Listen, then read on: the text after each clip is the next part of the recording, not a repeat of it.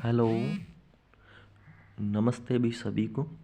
आज हम कक्षा 6 से आरबीएससी की जो पुस्तक है उससे हम विज्ञान, जो हमारा विज्ञान का जो पोर्शन है वो हम स्टार्ट करने जा रहे हैं, जिसमें जो हमारा पहला टॉपिक रहेगा संजीव एवं निर्जीव। ये जो पुस्तक है ये कक्षा 6 की है और ये अध्याय नंबर 6 है और अध्याय का नाम है संजीव एवं निर्जीव। इस वीडियो के अंदर हम संजीव एवं निर्जीव के सामान्य परिचय के बारे में पढ़ेंगे, संजीव एवं निर्जीव में अंतर पढ़ेंगे, संजीव के लक्षण के बारे में हम अध्ययन करेंगे। तो इस वीडियो के अंदर संजीव एवं निर्जीव का हम संपूर्ण अध्ययन करने वाले हैं। संजीव एवं निर्जीव का हम संपूर्ण अध्ययन इस वीडियो के अंदर हम करेंगे। ठीक है, तो चलो हम स्टार्ट करते हैं। देखिए संजीव क्या होते हैं। तो वे जीव जिनमें श्वसन, गति, वृद्धि, जनन, पोषण आदि क्रियाएं पाई जाती है, क्या होते हैं?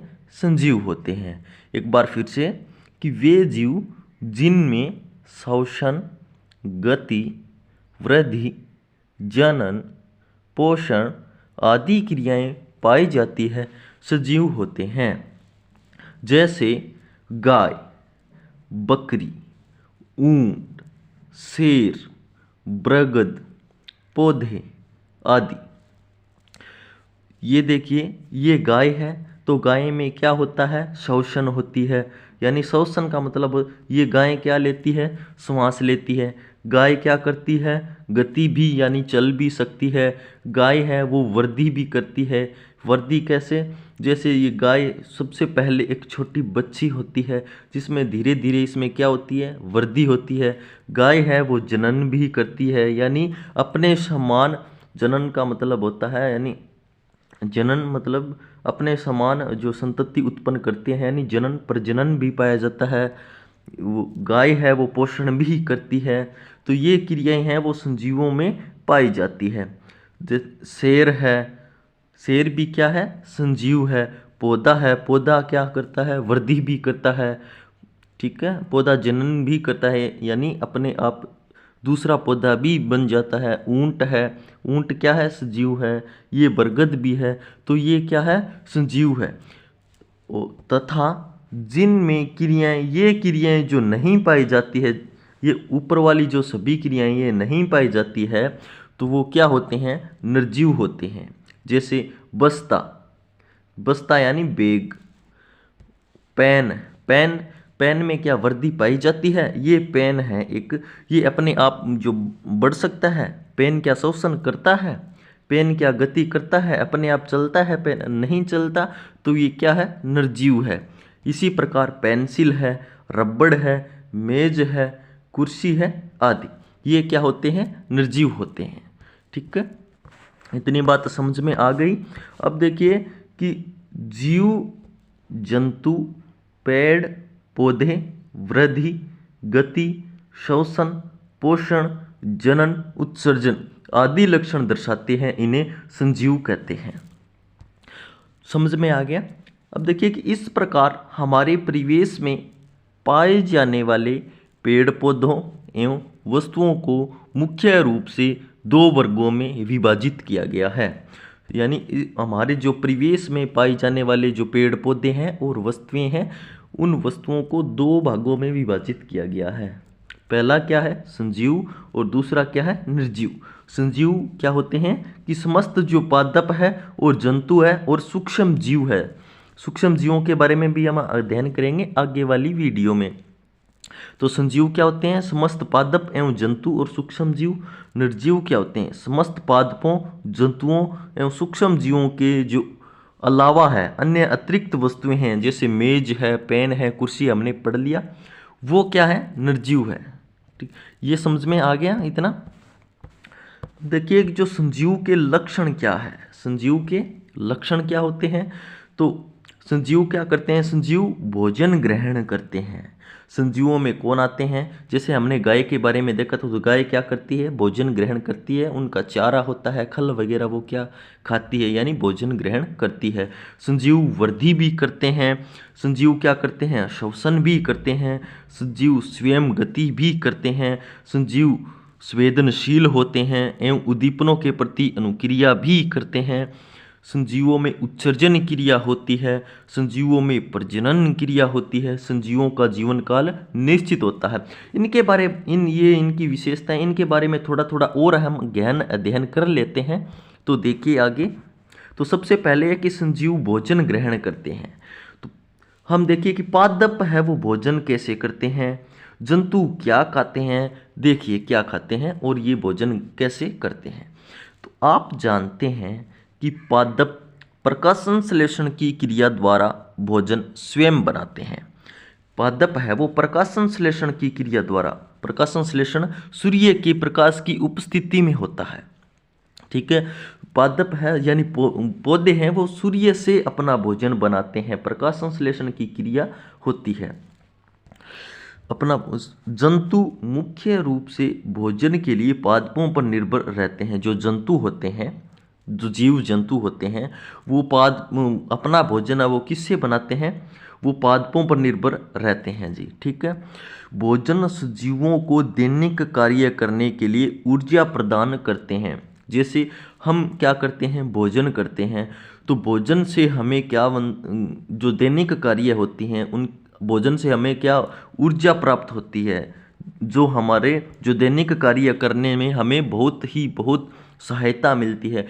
तो इसी देखिए कि इस भोजन है वो संजीवों को दैनिक कार्य करने हेतु ऊर्जा प्रदान करता है। इसलिए है क्या, संजीव क्या करते हैं? भोजन ग्रहण करते हैं। ठीक है, अब देखिए संजीव वृद्धि करते हैं। देखिए आपने दैनिक जीवन के अवलोकन के आधार पर हम यह कह सकते हैं कि सभी संजीव जंतु तथा पादप वृद्धि करते हैं। कैसे?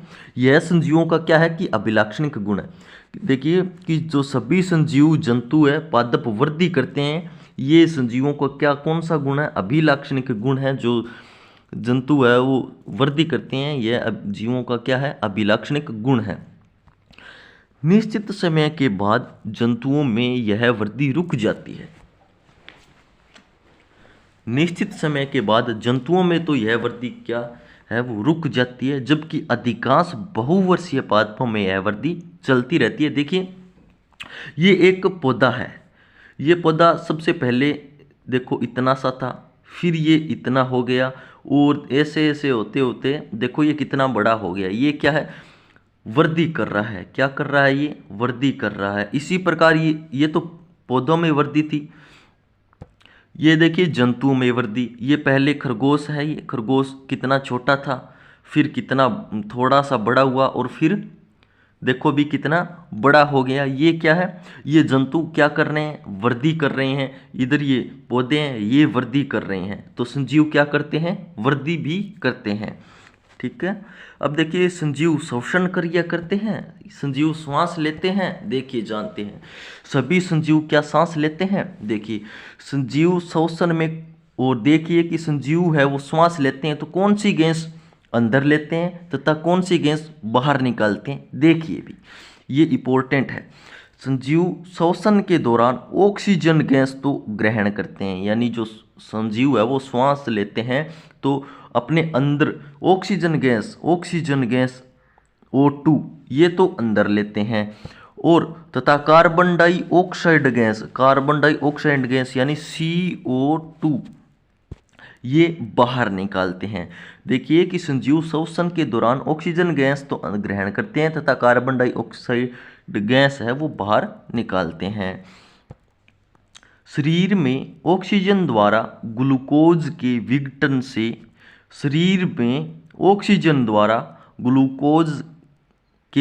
से जैविक ऊर्जा का निर्मुक्त होना श्वसन कहलाता है। श्वसन किसे कहते हैं?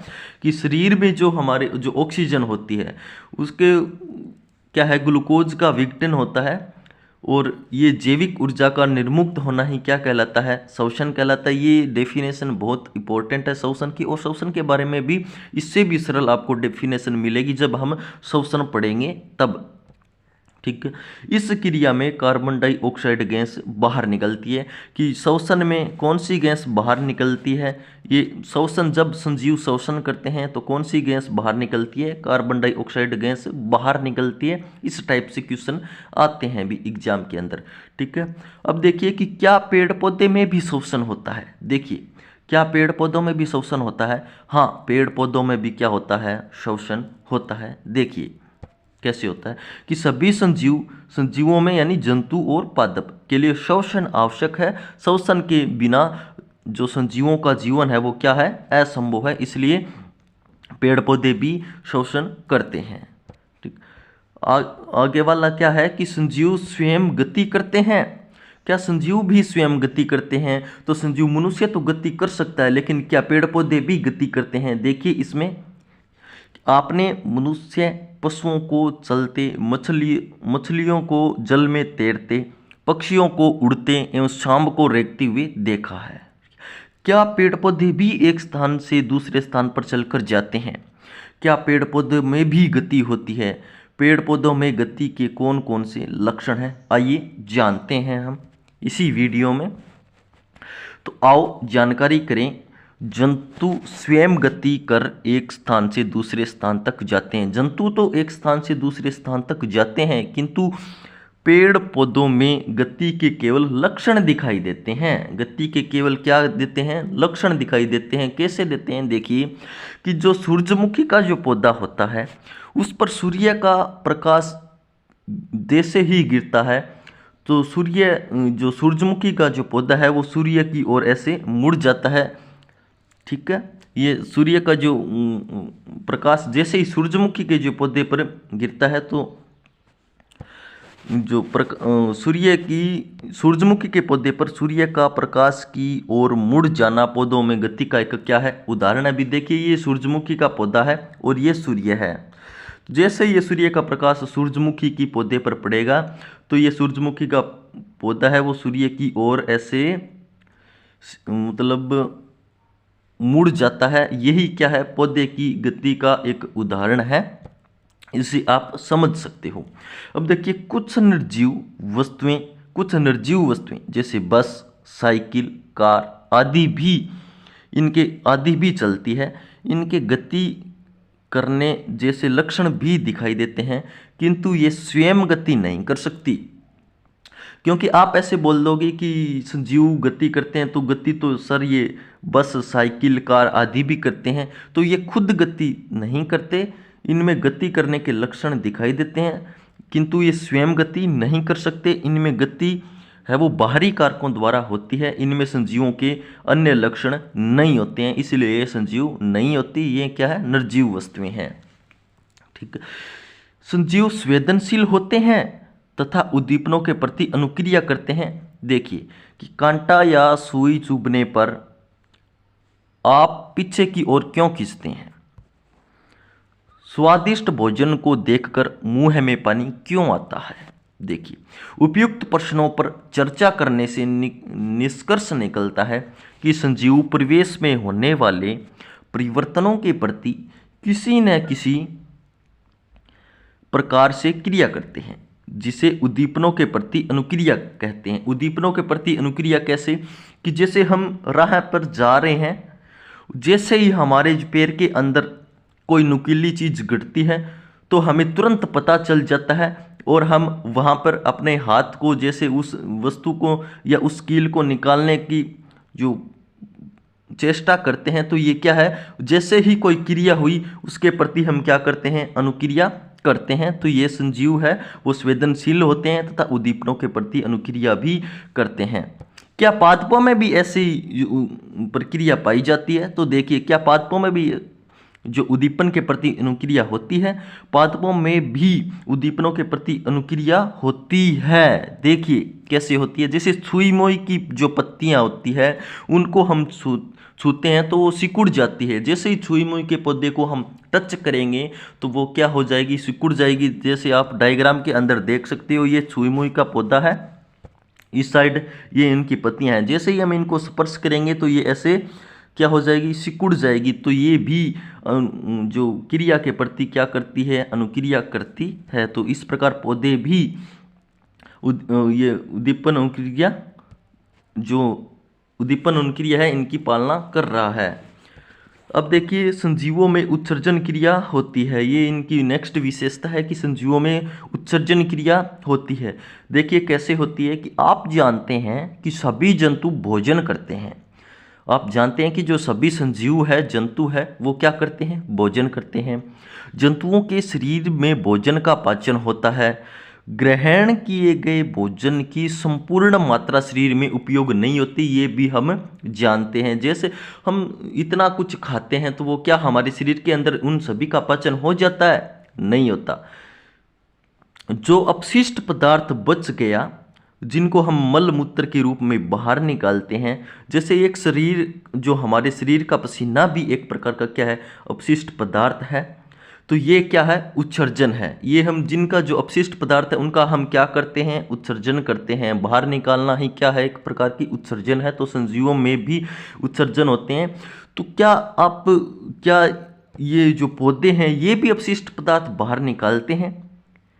तो हाँ, ये पौधे भी अपशिष्ट पदार्थ बाहर निकालते हैं। कैसे निकालते हैं, देखिए कि पौधे में कुछ हानिकारक अपशिष्ट पदार्थ होते हैं, इनका निष्कासन है वो स्राव के रूप में होता है। कुछ पादपों में इन अपशिष्ट पदार्थों को विशेष भागों में इकट्ठा कर लिया जाता है। कैसे, जैसे गोंद है, किसी भी जो पेड़ पौधा है उस पर क्या लगता है, गोंद लगता है। तो ये इनका क्या है, एक प्रकार से स्राव करते हैं, इसका निष्कासन करते हैं। ये पेड़ पर आया हुआ पसीना ही होता है। एक जो गोंद होता है वो पेड़ पर, जैसे हमारे बॉडी के अंदर पसीना आता है ना, उसी प्रकार ये जो पौधे हैं, ये पेड़ पौधों पर क्या आता है, पसीना आता है, जिसे हम गोंद बोलते हैं। तो ये पौधे भी अपशिष्ट पदार्थ क्या निकालते हैं, बाहर निकालते हैं। संजीवों द्वारा अपशिष्ट पदार्थों को शरीर से बाहर निकालने की प्रक्रिया को ही हम क्या बोलते हैं, उत्सर्जन बोलते हैं। उम्मीद करता हूँ ये भी आपको समझ में आ गया होगा। ठीक है, अब देखिए संजीवों में प्रजनन क्रिया होती है। संजीवों में क्या होती है, प्रजनन क्रिया होती है। कैसे, जंतुओं में जनन द्वारा अपने ही जैसी संतान उत्पन्न होती है। कोई भी जंतु है, जैसे मनुष्य मान लीजिए आप, मनुष्य है वो भी अपने समान संतति उत्पन्न करते हैं। कुछ जंतु होते हैं वो अंडों द्वारा प्रजनन करते हैं। जैसे एक चिड़िया है, चिड़िया अंडों द्वारा ही अपने समान संतति उत्पन्न करती है। आपने आसपास के उन जंतुओं की सूची बनाई है जिसने अंडों द्वारा जनन होता है। तो आप देख सकते हैं भी अपने आसपास के परिवेश में जो जंतु है वो अंडे देते हैं। जैसे मुर्गी है, ये देखिए मुर्गी है, मुर्गी क्या है, अंडे दे रही है और अंडे में अपने समान जो संतति उत्पन्न कर रही है। तो क्या आप, ये तो जंतु हो गए, क्या पौधे भी इस प्रकार की जो प्रजनन की क्रिया करते हैं, अपने समान संतति उत्पन्न करते हैं? तो हाँ, पौधे भी अपनी समान जैव संतति उत्पन्न करते हैं। देखिए आप देख सकते हैं कि ये जो पौधा है, ये मान लीजिए किसी का पौधा है, तो पौधे में जैसे हम पौधे का किसी भी जो पौधे का हम बीज बोएंगे तो अनुकरण होने के बाद अपने जो समान है वो संतति उत्पन्न करेगा, अपने समान दूसरा पौधा जो वो बन जाएगा। देखिए इसमें इस प्रकार बीजों के अनुकरण से नए पौधे वे भी आपने देखे होंगे। जो हमारे जो खेत होते हैं, जो भूभाग होते हैं, उसमें हम खेती करते हैं, तो इसमें जो बीज हैं हम बोते हैं और उन बीजों को बोने के बाद वो अनुकरण से उसी प्रकार समान पौधे भी बनते आपने देखे हैं। इस आधार पर हम यह कह सकते हैं कि सभी संजीव अपने समान संतति पैदा करते हैं। संजीवों की यह प्रक्रिया क्या कहलाती है, प्रजनन कहलाती है। संजीवों की ये प्रक्रिया, अपने संजीवों का अपना समान संतति उत्पन्न करना क्या कहलाता है, प्रजनन कहलाता है। मोस्ट इम्पोर्टेंट है भी। इतनी सरल भाषा में आप देख सकते हैं कि एक बार पढ़ने के बाद ही हमें समझ आ रहा है सब कुछ। संजीवों में जनन एक महत्वपूर्ण लक्षण है। प्रजनन से संजीव प्रजातियों का अस्तित्व बना रहता है। देखिए कितनी मोस्ट इंपॉर्टेंट लाइन है कि जो प्रजनन से हैं वो संजीवों में प्रजातियों का अस्तित्व बना रहता है। संजीव अपने ही समान संतति उत्पन्न करते हैं। देखिए ये आप पौधे, ये इन डायग्राम आपको समझ में आ गया होगा। अब देखिए संजीवों का निश्चित जीवन काल होता है। क्या सभी संजीवों का निश्चित जीवन काल होता है? क्या सभी संजीव वृद्धि करते हैं? क्या सभी संजीव मरते हैं? तो देखिए कि हाँ यही सत्य है, सभी संजीवों का निश्चित जीवन काल होता है, सभी संजीव वृद्धि करते हैं तथा सभी संजीव मरते भी है। ठीक। और जन्म और मरण संजीवों का क्या है, एक प्रमुख सत्य लक्षण है। अतः जीवन को खूबसूरती से जिए भाई, जीवन को अपने खूबसूरती से जिए। ठीक है। अब देखिए इसमें क्या है कि विषाणु दे रखा है। विषाणु एक प्रकार का सूक्ष्म जीव है भी। विषाणु क्या है, एक प्रकार का सूक्ष्म जीव है। ये विषाणु का आप डायग्राम देख सकते हो साइड में। विषाणु संजीव एवं निर्जीव के बीच की योजक कड़ी है। विषाणु क्या है, संजीव एवं निर्जीव के बीच की योजक कड़ी है। क्योंकि विषाणु क्या होते हैं, संजीव भी होते हैं। विषाणु क्या होते हैं, संजीव भी होते हैं और निर्जीव भी होते हैं। तो संजीव होते हैं और निर्जीव होते हैं, तभी विषाणु को संजीव और निर्जीव के बीच की योजक कड़ी बोला गया है। ये स्वतंत्र अवस्था में रहते हैं। ये स्वतंत्र अवस्था मतलब ये ना तो निर्जीव है ना संजीव है, ये स्वतंत्र अवस्था में रहते हैं। जैसे ये मतलब स्वतंत्र अवस्था, जैसे निर्जीव में ये मान लीजिए आप संजीव और निर्जीव अवस्था में रह रहा है, जैसे ये संजीव अवस्था में प्रवेश करेगा तो ये संजीव में आ जाएगा। ठीक है। अब देखिए ये संजीवों में प्रवेश करते ही संजीवों के समान वृद्धि, गुणन आदि लक्षण प्रकट करने लगता है। ये पादपों एवं जंतुओं के अनेक प्रकार के रोगों का कारक है। और विषाणु में हम सूक्ष्म जीव वाले चैप्टर के अंदर हम इनकी जो गहन अध्ययन करेंगे। तो इस प्रकार हमारा जो संजीव व निर्जीव वाला चैप्टर है वो कंप्लीट होता है। उम्मीद करता हूँ आपको ये जो मैंने आज बताया है वो सब कुछ क्लियर समझ में आ गया होगा। ये इसी प्रकार की जो साइंस है, विज्ञान है, वो पढ़ने के लिए हमारे साथ बने रहिएगा। जय हिंद, जय भारत, राम राम।